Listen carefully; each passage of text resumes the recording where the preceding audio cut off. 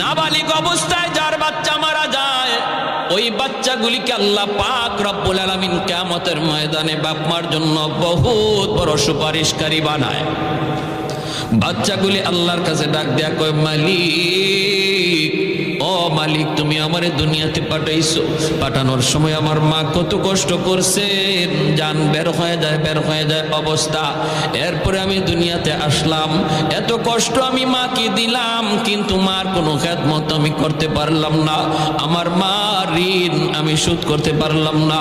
আল্লাহ, আজ যদি তুমি আমাকে জান্নাতে দিতে চাও, আমার মা বাবা সারা জান্নাতে যাইবো না, হয় আমারে বাপ মার সাথে জাহান্নামে দিয়ে দাও, হয় আমাকে আমার বাপ মার সাথে জাহান্নামে দিয়ে দাও।